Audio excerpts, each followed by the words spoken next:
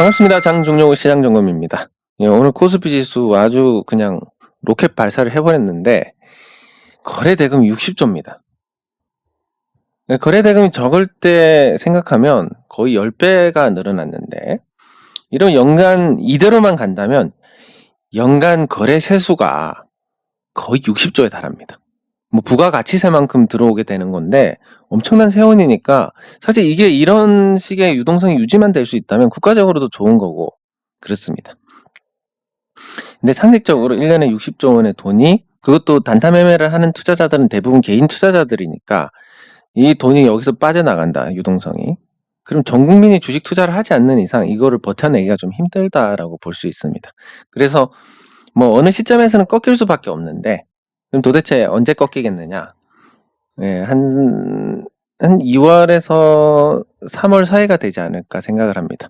일단 그 이유는 제가 틀렸습니다. 어쨌든 예측이. 왜냐하면 제 예측은 당연하게도 개인 투자자들만 살 거라고 생각했던 부분이고 그게 어떻게 보면 시장을 예단한 또 어떤 잘못이다라고 볼 수 있는데 어제는 기관 투자자들이 샀고 오늘은 외국인이 샀습니다. 이렇게 주고받고 하고 있는 상태니까 시세가 조금 더 길게 갈 수도 있겠네? 이런 생각을 해볼 수 있습니다. 근데 그리고 보통 이제 이런 강세장에서의 투자자들의 확산, 이 투자자들 확산되는 가장 큰 계기가 명절입니다. 뭐 코로나 때문에 명절 때 모이지는 못하겠지만 뭐 안부 전화도 하고 뭐 선물도 보내고 이렇게 될 겁니다. 그런데 아무래도 주식으로 돈 따면 부동산은 올랐을 때는 씀씀이가 커지지는 않는데 주식으로 돈 따면 아무래도 선물이 달라집니다. 예, 그렇다 보니까 왜 이렇게 무슨 일이고 이런 얘기가 나올 겁니다. 뭐 선물이 들어가면 무슨 일이고 이렇게 나가는데 그게 돈 주식해가지고 조금 벌었어요. 요렇게 됐을 때 굉장히 좀 확산을 할 수 있는 내 돈도 좀 맡아서 해주지 않겠냐. 가족끼리는 그런 얘기도 나올 수 있고 또 서로 이제 친구나 이런 사이라면 야 주식 투자해라. 이제 필수다. 뭐 이렇게 될 수도 있는 거고. 근데 그래서 주식 투자 인구가 늘어나는 시점이 2월달일 거고 그러면 한 번 더 올랐다가 이제 3월엔 꺾이지 않을까 생각을 하는 게 파생 포지션에서 개인 투자자들한테 먹여준 경우가 잘 없습니다. 거의 없습니다. 제 기억으로는 아예 없는데 그러니까 개인이 지금 극단적인 상반 베팅이기 때문에 이 상반 베팅에서 개인 투자자들 이대로 올라가면 엄청난 수익이 납니다. 파생해서. 대박이 터집니다. 근데 예전에 고퍼스 사태를 보시듯이 개인 투자자들이 뭔가 의도적으로 뭔가 하려고 하면 안 되고 지금 상황도 그래서 지금은 모르겠지만 만기일이 되기 전에는 뭔가 변화가 있지 않을까. 그래서 2월에서 3월 정도 사이에 꺾일 수 있겠다. 이렇게 생각할 수 있습니다. 네, 그리고 뭐 많이 오른 종목들 이 오른쪽 어깨에서 매도해야 된다. 왼쪽 어깨. 우리가 보는 시각에서 왼쪽. 이거는 맞는데 생각보다 머리가 너무 큰 왕대가리이라서 여기선 조금 제가 경솔하지 않았나 생각을 합니다. 그래서 어쨌든 잘못 떠든 거에 대해서는 뭐 맞아서 칭찬 받았을 때도 있었으니까 틀렸으니까 틀려서 죄송합니다라고는 해야 되니까 예, 틀렸다라기보다는 경솔했다라는 표현, 경솔하게 떠들었다라는 부분에 잘못했다라고 말씀을 드리고 그래도 시장이 이렇게 좋으면 순번이 돌아올 텐데 그 순번에 대해서도 약간 수정을 하겠습니다. 대형주에서 중소형주로 유동성이 넘어오는 것은 맞습니다.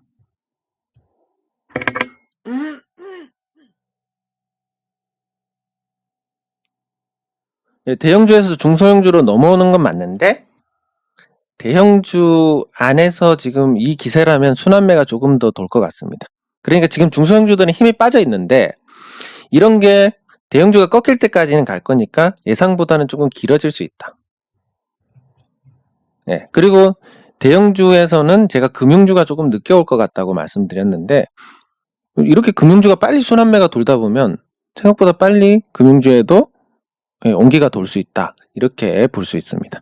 그래서 코스피는 일단 당분간 대형주 안에서 순환매가 돌 것이고 그 순환매가 보면 오늘은 또 전기전자가 달리면서 자동차가 달리면서 또 그런 모습을 연출을 했습니다. 이 전기전자나 자동차가 끝물이라는 것에 대해서는 의심할 여지가 없지만 그래도 마지막 시세가 가장 화려하고 강하게 나오니까 아 이걸 못 먹었어 아쉬워 하는 건 어쩔 수 없이 뭐 인지상정이지 않겠습니까?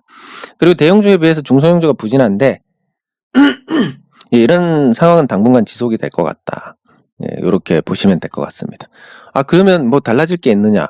달라질 건 없지만 여러분들 중소형주 갖고 이제 길목 지켜야지 하는 부분에서 당장 내일 될 것처럼 생각을 했는데 안 되고 하면 왜 안 올라가 하다가 스트레스가 막 쌓입니다. 그러면 실질적으로 막 올라가는 시점 돼서 그 전에 팔게 될 수 있습니다. 근데 이 유동성이 이러하니까 한두 달은 그냥 중소형주가 재미없겠네. 이렇게 생각하고 받아들이는 거하고 틀리니까 말씀을 드리는 겁니다. 네, 그리고 코스닥. 네, 코스닥은 아직 1천선을 도달을 못했습니다. 코스닥의 거래대금도 굉장히 많은 편이긴 한데 거래대금 20조 원입니다. 네, 굉장히 많은 편이긴 한데 유동성을 코스피에 뺏겨가지고 힘을 쓰지 못하고 있습니다. 근데 코스피에 유동성 뺏기는 것도 뭐 당연한 것인 게 이 단타 매매를 할 때 작은 종목과 큰 종목이 있습니다. 대형주가 있고 중소형주가 있는데 사실 똑같은 조건이면 누구나 대형주를 하지 중소형주를 하지 않습니다. 그렇기 때문에 중소형주에서는 사람들 시선을 끌기 위해서 주가도 올려보고 뭐 여러 가지 뉴스도 띄워보고 이렇게 하는 거고 대형주는 그런 거 없어도 수요가 있으니까 움직이는 건데 지금은 이제 대형주가 중소형주보다 훨씬 더 변동성이 크고 그 변동성이 큰데 인위적인 흐름이 아니라는 겁니다. 특정 세력이 들어와서 주가를 올리고 내리고 하는 게 아니라 자연스러운 투자자들의 심리에 의해서 즉 이런 경우에는 차트가 굉장히 잘 맞습니다. 기술적 분석이. 왜냐하면 기술적 분석이란 게 사람들 심리에 의해서 만들어지는 건데 이거를 비슷하게 그리는 게 중소형주에서의 차트 흐름이고 이렇게 되면 올라가는 흐름이야 라고 생각하게끔 그림을 그리는 거고 대형주는 진짜 말 그대로 차트가 만들어지는 건데 이 차트가 만들어지는 부분에서 훨씬 더 편하게 대응을 할 수 있는 겁니다. 그러니까 중소형주에서는 유동성이 빠지고 대형주의 쏠림 현상이 가속화되고 있다. 한동안 이런 현상이 지속이 될 것 같고 외국인 기관 투자자들까지 가세하면서 수익률 게임으로 번질 수가 있으니까 대형주가 돌아가면서 다 오를 거다.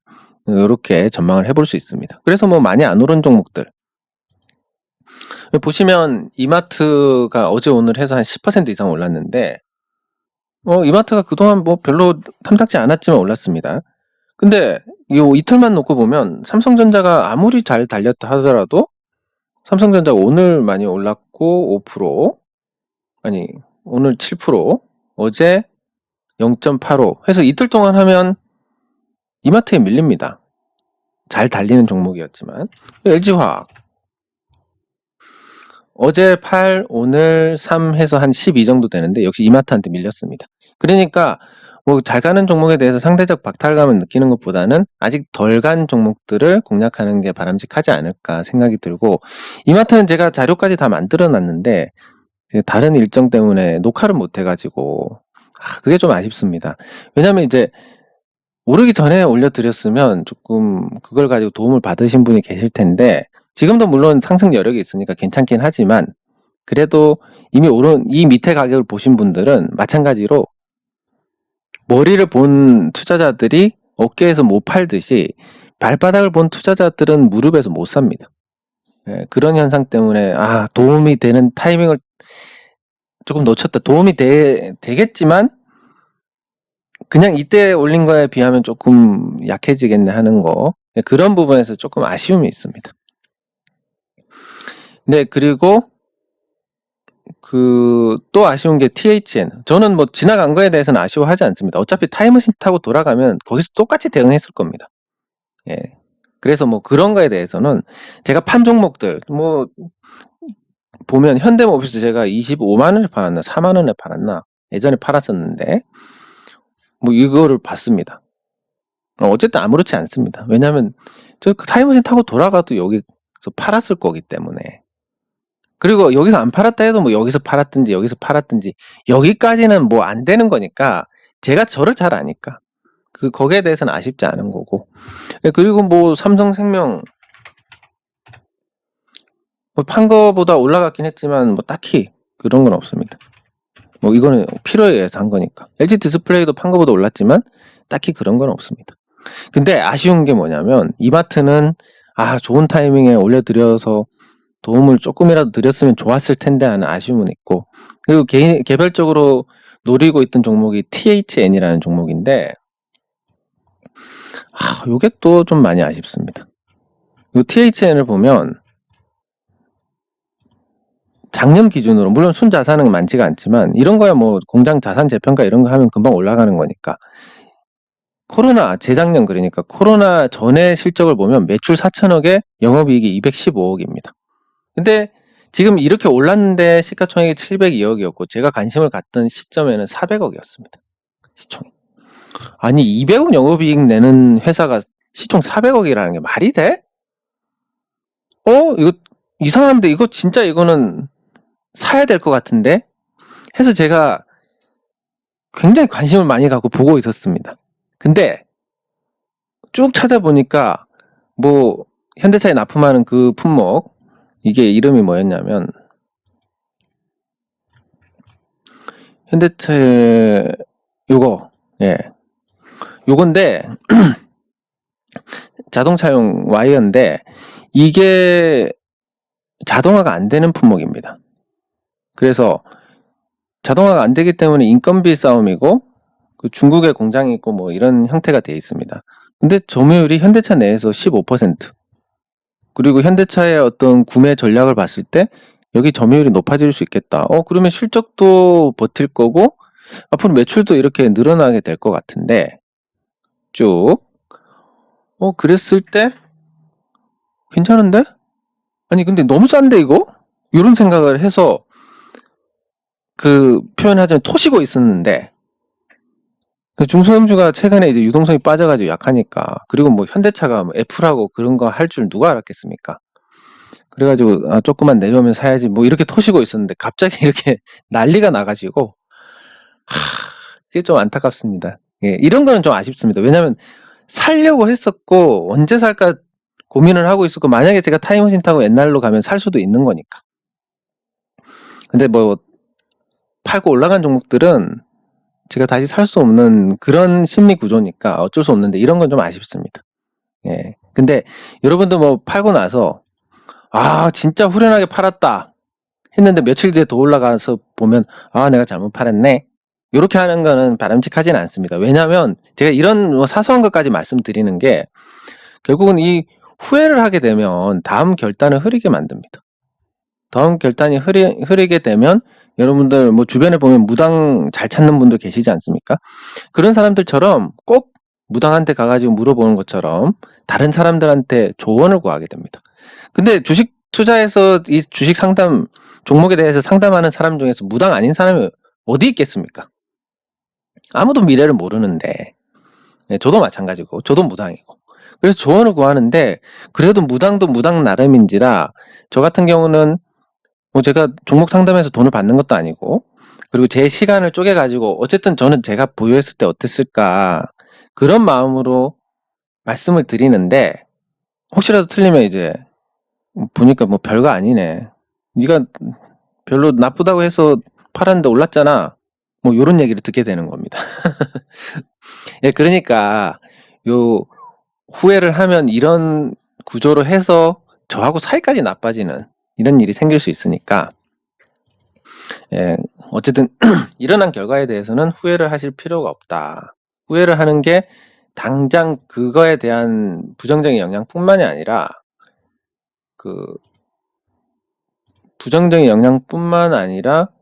더 나아가서 나중에 판단을 흐리게 하니까 그게 문제가 된다, 이렇게 볼 수 있습니다. 그리고 지금 이런 아쉬운 종목들이 어쨌든 계속 나올 수 있으니까 시장에 대해서 예단을 하는 것도 좋지 않겠다. 그래서 제가 이제 모르겠다고 말씀을 드리는 겁니다. 네, 그러면 이제 아쉬운 종목들 받고 댓글 확인해 보겠습니다.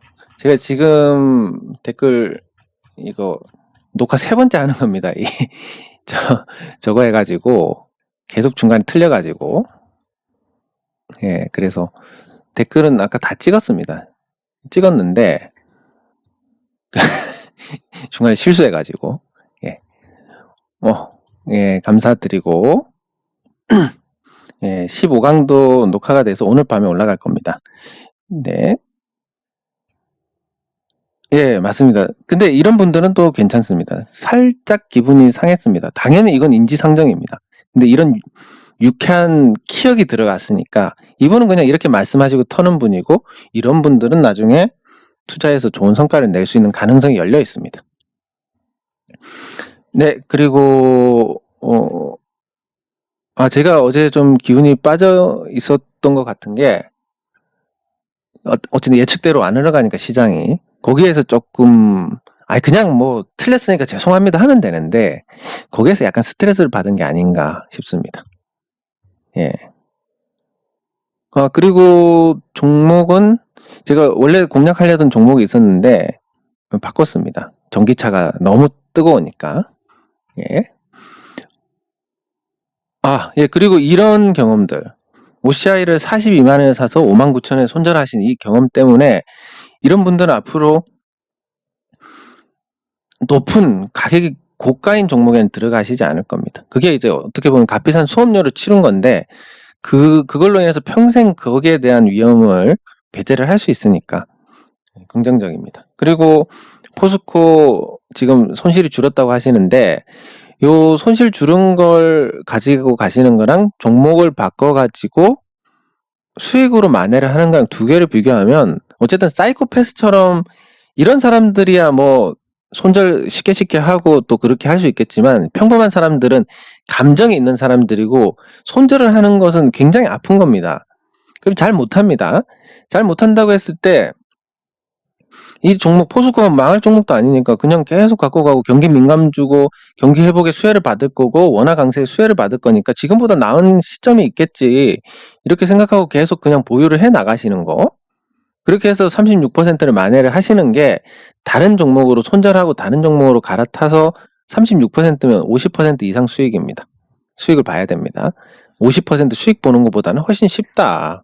그래서 그냥 계속 갖고 가시는 게 맞을 것 같습니다. 네. 방송은 제가 촌놈이라서 방송 체질은 아닌 것 같습니다. 예. 방송국 가면 쭈삣쭈삣 할 것 같습니다. 예. 네, 대형주 이제 잠시 쉬고 중소형주 갑시다. 이게 제가 말씀드리고 했던 것보다는 좀 길어지지 않을까. 예, 그래서 조금 길게 참으셔야 될 것 같습니다. 한 2달. 예. 예, 그래도 이 어려운 시기를 같이 보냈으니까, 예, 참 괜찮고, 예, 그리고 계좌 수익률도 높아졌다고 하시니까 너무 좋습니다. 예. ELP. ELP 아까 제가 녹화하다 봤는데 괜찮은 종목입니다. 괜찮은 종목이고 저평가에다가 나름 뭐 시장 관심을 받을 수 있고, 그리고 삼성 디스플레이에서 OLED 투자 다시 한다고 하니까 그거에 대해서도 좀 긍정적입니다. 예, 그래서 그리고 주주 제한 준비 중이라고 하시는데, 제가 요쪽에 경험이 많으니까 제 메일 주소 tkdska3 네이버.com. 예, 이쪽으로 주시면 제가 아는 선에서는 조언을 드릴 수가 있습니다. 뭐 대면을 해서 뭐 일을 추진하는데 제가 도움을 드리고 이렇게까지는 안 되는데, 나름 어떻게 해야 될지에 대한 전략은 드릴 수가 있으니까. 그리고 제가 쭉 봤는데 이미 12월이 지나가지고 제가 지금 참여를 해서 뭐 도움이 될 수 있는 부분이 많지가 않습니다. 예, 그래서 근데 앞으로 소송을 한다든지 이런 부분에 대해서 제가 조언을 드릴 수 있으니까, 혹시 필요하시면 요 메일로 주시면 됩니다. 네, 개인적으로는 한 10% 정도 현금이면 괜찮을 것 같습니다. 현금 10%. 풀베팅. 예, 뭐 제가 운영하는 법인이 한 5년 정도 있다가 상장을 하지 않을까, 이렇게 꿈을 갖고 있습니다. 예, 스마트 팩토리 관련해서 아까 이것도 제가 살펴봤는데 티라유텍 로봇 관련주라서 뭐 수혜를 받을 수 있을 것 같습니다. 그리고 SK그룹에서 지분 투자도 했고 괜찮은데 제가 한 가지 제 원칙에서 벗어나는 것은 이 회사가 나쁘다는 게 아니라 저는 개인적으로 지분율 50% 이상 회사는 잘 안 건드립니다. 그러면 네가 안 건드리지만 난 건드리니까 상관없는 얘기 아니냐. 그러니까 왜 안 건드리느냐를 말씀을 드려야 되는데 지분율이 50%가 넘거나 50%에 준하는 상황이면 거의 개인 회사나 다름없다고 보시면 됩니다. 다른 주주들은 안중에도 없을 가능성이 높고 주가 관리에도 관심이 1도 없습니다. 거의 대부분. 어떻게 하면 싸게 상속을 할까 이 생각밖에 없기 때문에 그래서 주가 부양을 하는 거에 대해서 또 싫어합니다. 네, 그래서 다 좋은데 요 지분율이 50% 넘는다. 이 부분이 좀 주가 측면에서는 좀 부정적이지 않을까. 예. 좋은 기운 중소형주 때문에 영신금속이나 벅스가 좋은 기운 받으려면 시간이 좀 필요할 것 같습니다. 네. 예, 맞습니다. 기다리면 되는데 코스피에 집중돼서 생각보다는 조금 처음에 예상을 하기로는 한 보름만 기다리면 되겠지 생각했는데 지금은 이제 한 달 보름 정도는 기다려야 되지 않을까. 조금 그런 부분은 있습니다. 예. 그리고 예. 감사합니다. 예, 고점 물린 거 계속 기다리시고 뭐 그러다 보면 회복되지 않을까 싶습니다. 이렇게 장이 유동성이 풍부한데. 예. 이게 이제 타이밍이 조금 늦는 것 같습니다. 예. 요건 아까 녹화하고 댓글이 달린 것 같습니다. 이제 생각보다 조금 기다려야 될 것 같습니다. 한 달 반. 예. 타이밍이 제가 조금 빨랐던 것 같습니다. 예, UST고 제가 아까 봤습니다. 평단 14,000원대고. 예. 근데 갈아타시는 것보다는 이게 PBR이 아니라 PR입니다. PR이 33배 정도 되는데 나쁘지 않은 종목인 것 같고, 그리고 이게 상장한 지 보통 3년째 되면 상장하고 3년 되면 보통 한번 작업을 하는 것 같습니다. 주가로. 예, 근데 이게 2018년에 시세가 났기 때문에 보통 시장이 좋으면 한 2년 정도 기다리면 다시 시세를 낼 수 있고 시장이 나쁘면 5년. 근데 이제 막 좋아졌기 때문에 당장 달리기는 좀 힘들지 않을까. 그래서 좀 긴 시간을 두고 지금보다 나은 가격, 대충 아까 매물대를 봤는데 1만 원 정도면 괜찮을 것 같습니다. 예, 그래서 그 10,000원 정도까지 갔을 때 다시 질문을 주시든지 그때 판단을 하시면 괜찮을 것 같습니다.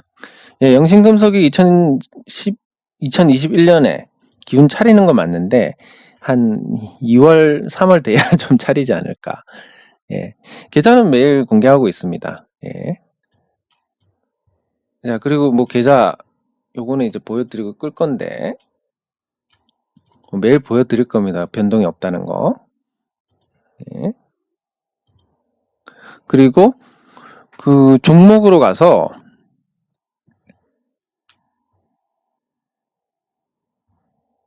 지금 맞다, 그거. 제가 이제 편입을 했습니다. 예전에 제가 액트를 굉장히 많이 갖고 있었는데, 지금 적자에서 흑자 전환한 종목으로 갈아타려고 하다가 그런 종목을 찾아가지고 공략을 하려다가 그냥 종목을 바꿨습니다. 왜냐하면 전기차가 너무 핫하니까. 아니 근데 쭉 살펴보니까 뭐 제가 어쨌든 예전에 매매했던 종목이고 5,000원에 팔았으니까 5,000원 미치니까 사도 뭐 사실 원칙에서 벗어난 건 아니니까 세금 낸 거 생각하면 한 4,400원 이렇게 사야 되는데 전기차가 너무 핫하니까 전기차 관련주로서 충분히 관심을 받을 수 있겠다. 왜냐면 지금 액트가 베트남 공장이 풀 가동인데 예전에 이제 뉴스가 나온 게 있습니다. 여기 세계 최대 전기차의 배터리 공급, 폭스바겐인가? 예, 폭스바겐에. 근데 이 뉴스가 나오려면 보통 이런 뉴스 나오지 않습니까? 그러면 금감원에서 이 내용이 맞는지를 조사를 합니다. 그 조사를 하는 게 아니라, 그 조사가 아니라 달라고 합니다, 자료를. 그러니까 자료가 없으면 이런 뉴스가 나올 수가 없습니다. 예, 그래서 그 베트남 공장이 빈풍성에 있는데, 여기서 그 전기차용 FPCB, 그러니까 배터리가 이렇게 있으면 대면적으로 이런 원통형 배터리들을 이어주는, 예, 그런 걸 만들고 있습니다. 예, 그러니까 이게 장기 계약이고 굉장히 규모가 크다. 예, 여기서는 이제 공개는 하지는 않았지만 제가 알기로는 규모가 굉장히 크다고 들었고, 그리고 베트남에서 하니까 원가가 그냥 거의 제일 낮다라고 보시면 됩니다. FPCB도 몇 안 되는 그 자동화가 불가능한 영역입니다. 그래서 베트남으로 갔다는 것은 일단 가격 경쟁력이 앞으로 장기간 있을 거고, 그리고 그 원래 액트가 LG 디스플레이에 전장용 디스플레이를 납품을 했습니다. 그러니까 원래 전장 부품 회사고, 여기다가 지금 그 액트에서 개발했던 그 투명 디스플레이를 차량용으로 개발을 하고 있습니다. 왜냐하면 이제 전기차로 바뀌면 전력 수요가 충분하니까 요런 거, 이런 거 뭐지, 자동차, 이렇게 자동차가 있으면 옆에 광고용으로 할 수도 있고, 투명이니까 창문에다가 할 수도 있고 광고를. 그리고 제가 생각했을 때 제일 괜찮은 거는 요 자동차 이 뒤쪽으로 이렇게 있을 때, 여기 이제 뭐 멘트 같은 거 할 수 있는 거, 그 운전 못하면서 끼어들어서 죄송합니다, 이런 거 뜨면 훨씬 더 운전 문화가 매끄러지지 않겠습니까? 뭐 이런 차량용 디스플레이 쪽으로도 또 어쨌든 전기차랑 연결되고, 사실 매출을 따지면 전장용 매출이 한 7, 80%가 될 것 같은데, 그리고 뭐 코로나 때문에 수요가 줄었다가 이제 정상으로 회복했으니까 올해는 흑자가 날 것 같고, 뭐 전기차 관련주로 따지고 보면 얘가 제일 싸네? 내가 제일 잘 아는 종목이네? 그래서 이제 샀습니다. 네, 그 4,960원 종가에 샀는데, 어쨌든 요 만주 갖고 가서 전기차가 핫할 때 한번 단기적으로 좀 재미를 볼 수 있지 않을까 하는 기대를 가지고 사봤습니다. 그리고 뭐 다른 요인으로 친다면 기술적으로 뭐 나쁘지 않은 거고, 지금 여기를 보면 이제 이게 그냥 제가 잘 보는 건지는 모르겠는데, 저는 이제 좀 긴 거를 봅니다. 월봉, 연봉 이런 걸 보는 게, 짧은 봉은 사실 우연적인 요인들이 많아서 기술적인 분석이 잘 안 맞습니다. 근데 긴 거는 추세를 나타내는 거기 때문에 잘 맞는데, 큰 틀에서 이렇게 올라가는 추세에 요 세기형으로 변동이 커지고 있는 상태. 그럼 이번에 한 번 더 센 파동이 나오지 않을까 그런 희망사항까지 더해가지고, 네, 그래서 투자를 한 건데, 제가 당부드리고 싶은 건, 만약에 갑자기 내일이라도 테슬라가 폭락해가지고 전기차 테마가 꺼지면 어떻게 하느냐. 내일이 아니라 월요일이라도. 그러면 뭐 본전에 나오는 게 맞지 않을까. 그런 정도의 생각은 하고 갖고 가는 겁니다. 예, 그리고 중소형주가 힘이 없으니까 뭐 딱히 볼 거는 없는 것 같은데, 그렇다고 대형주 보면 뭐 배만 아프고, 그래서 중소형주에서 뭐 그래도 영신금속을 봐야 될 것 같고, 네, 영신금속은 뭐 특별한 변동은 없습니다. 이대로 이제 가게 될 것 같은데, 뭔가 리액션도 없고, 그 리액션이라는 게 이제 회사 측에서 뭔가 리액션이 있어야 되는데 리액션도 없고, 그래서 뭘 어떻게 해야 될지 지금 약간 뽕져 있는 상태인데, 그래서 그냥 앞으로 영신금속을 통해서 우리가 주주운동을 통해서 어떻게 개선을 해 나갈 것인지, 어떻게 해서 더 좋은 회사가 될 것인지에 대한 부분을 제가 게시판이나 이런 데 적어드리겠습니다. 생각보다 뭔가 혼자 섀도우 복싱 하는 것 같아서 조금 당황스러운 부분은 있습니다. 네, 그리고 그 종목들, 아까 액트에서 하나 말씀 안 드린 게, 액트가 지금 국책과제로 액트에 센서가 있습니다. PHR 센서라고 있는데 민감도가 굉장히 좋습니다. 아마 차세대 센서일 텐데 요거 관련해가지고 모 회사하고 국책과제로 자율주행 관련 센서를 지금 하고 있습니다. 그러니까 사실 엮으려면 전기차로 얼마든지 엮을 수 있는데 뭐 주가가 올라가는 게 불편한가 생각도 들고, 예, 아무튼 그래서 저는 샀고, 또 제가 작년에 못 샀던 이유 중에 하나가 대주주라서 그런데 이제 올해는 대주주 아니니까 편하게 샀습니다. 예, 뭔가 해방된 기분. 예, 그렇습니다. 네, 그리고 종목 중에서 안 오른 종목 금융주를 한번 살펴봐야 될 것 같은데, 금융주가 되게 늦게 반응이 올 거다라고 생각은 했는데, 근데 뭐 지금 돌아가는 추세가 지금 업종불시 순환매가 제대로 나오고 있다는 점에서 금융주도 좀 간과를 하면 안 되겠다라는 생각이 듭니다. 일단 금융주의 장점이라고 한다면 이제 막 뭐 코로나19 때 내린 거 수습한 정도? 그리고 경기 측면에서 보면 조금 답이 빠릅니다. 경기가 회복되는 시기에는 좋고 경기가 죽는 시기에는 나쁘고 그렇습니다. 그리고 앞으로 경기 회복이냐 아니냐를 놓고 봤을 때 경기 회복은 거의 확실할 것 같습니다. 코로나가 잡히면 더 확실할 거고.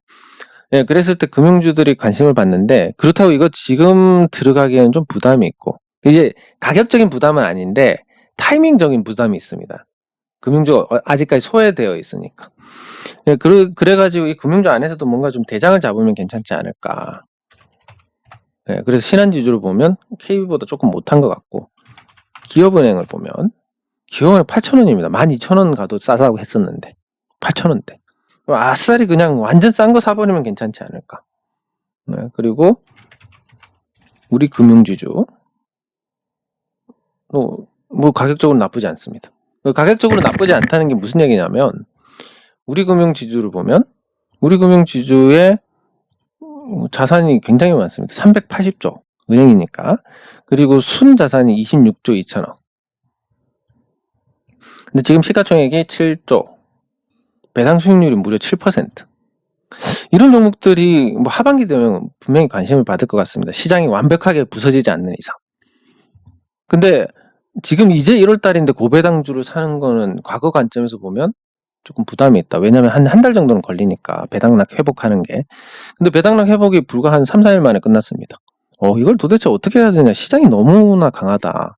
그러니까 순번이 늦을 것 같은 금융주들도 순번이 오지 않을까. 이런 관점에서 한번 따져봐야 될 것 같고. 네. 그리고 중소형주들 지금 유동성이 다 빠져가지고 재미가 없지만, 그 와중에도 THN 같은 종목들은 상한가를 가니까 그 중소형주 타이밍 안 온다고 또 뭐 소홀히 할 수도 없고, 네, 이런 부분들을 종합적으로 판단을 해야 될 것 같습니다. 어쨌든 원래 안 갔던 중소형주들이야 계속 안 가겠지만, 지금 대형주가 움직이는 거하고 엮이는 종목들, 뭐 예를 들면 오늘 같은 경우는 자동차가 강세였으니까 자동차 부품들의 움직임이 양호했다라는 거. 전기전자가 갈 때는 IT 부품주들이 또 양호하다. 철강이 갈 때는 중소형 철강주들이 양호하고, 화학이 가면 또 작은 화학주들도 좋고, 이런 식으로 이제 세트로 딸려가니까 오히려 이제 가격적인 측면에서 보면 그런 딸려가는 작은 종목들이 훨씬 매력적이니까 충분히 그런 것도 찾아볼 만하다. 예, 실제로 이제 현대 BNG 스틸 굉장히 저평가라서 제가 호평을 했었는데, 예전에 이렇게 주가가 올라가도 지금 시총이 1847억입니다. 자산 가치의 절반도 안 되고 실적 가치를 비교해도 겨우 절반 수준입니다. 여전히 저평가입니다. 이런 종목들은. 근데 대세 상승장에 오면 어쨌든 저평가주가 사라지는 거고. 네. 그리고 이제 우리 시장은 IT 버블 때를 모델로 해야 되느냐, 아니면 2007년 대세 상승장을 모델로 해야 되느냐라고 봤을 때, 2007년 장세를 보면 지금 올라간 종목도 굉장히 위험한 거고, 만약에 IT 버블처럼 간다면 전기차 버블이라고 해서 전기차 자율주행차 관련주들만 오른다라고 한다면, 그러면 지금 그 외의 종목들은 탐탁치 않을 가능성이 높으니까 기다리는 게 좀 지루해질 수 있습니다. 그런 부분들은 마음의 각오를 하시고 보시면 될 것 같습니다. 네, 그리고 그 현대모비스 그 예전에 이제 그 제가 유한타 종목반 하기 전에 모집하기 전에 뿌린 종목입니다. 그때 이 현대모비스도 있었고 제가 그 자동차 쪽으로 해가지고 여기 창원 회사를 창원에 있는 회사 S&T 모티브 예. 아 부산에 있구나. 예. 요 아무튼 제가 있는 인근에 있는데 그렇게 지역적으로 멀지 않은 이 종목들이 전기차로 관심을 받을 것이다 해서 예, 추천을 했었습니다. 근데 뭐 모비스는 이제 저렇게 상한가까지 갈 정도면 현대모비스는 이제 뭐 더는 좀 힘들 것 같고 S&T 모티브는 아직까지 그렇게 많이 안 올랐으니까 조금 더 상승 여력이 있지 않나 뭐 이렇게 생각을 해볼 수 있다. 근데 이렇게 저렇게 따져봐도 이제 전기차 종목들이 굉장히 많이 올랐습니다. 전기차 관련주들이. 예, 그래서 안 오른 종목들 중에서 이제 찾으면 조금 더 낫지 않을까 하는 관점. 그래서 전기차 부품이나 전기차하고 연결된 종목들을 찾아보는 것도 좋을 것 같습니다. 왜냐하면 전기차 지금 대세 상승장이 아니라 지금 이게 IT 버블이 아니라 전기차 버블이다. 10년 만에 신기술이 나오는데 앞으로 전기차 시대고 자율주행차 시대가 될 거니까 엄청난 거품이 발생할 것이다라고 본다면 만약에 그런 일이 생긴다면 예전에 SK텔레콤이 500만 원 갈 때처럼 그런 일이 일어나지 말라는 법이 없으니까 지금 생각하면 좀 답답합니다. IT 버블 당시에 SK텔레콤 주가가 이렇게 뛰었습니다. 이때 저는 KTF를 사가지고 요 상승에 동참을 했었는데 제가 SK텔레콤은 그때 당시에 이미 올라서 못 들어갔었고 KTF가 그때 공모를 했었고 예, 그래서 그때 공모주를 사가지고 이렇게 재미를 봤었는데 이런 것처럼 만약에라도 전기차 종목들이 진짜 이런 말도 안 되는 상승이 나온다 생각을 하면 아무리 생각해도 그럴 것 같지는 않지만 만약에 이런 상승이 나온다라고 하면 어차피 이거는 지금 못 들어가니까 다른 전기차 관련주를 사는 게 좋지 않을까 생각을 해봅니다. 근데 또 이게 아니라 전기차가 이제 오를만큼 올라서 떨어질 수도 있으니까 오른 건 못 사는 거고 아직 반응 없는 종목들은 전기차가 망가져도 뭐 거의 반응이 없을 거니까 그러면 리스크는 크지 않고 올라갔을 땐 동참할 수 있고 이런 종목들을 찾아서 또 요 실수에 대해서 만회를 해 나가는 거 이게 지금 적절한 대응이 아닐까 싶습니다. 예, 그리고 아까 다룰 종목이 되게 많았는데 막상 또 여니까 막 다룰 종목이 그렇게 안 보이는 것 같습니다. 그러면 저거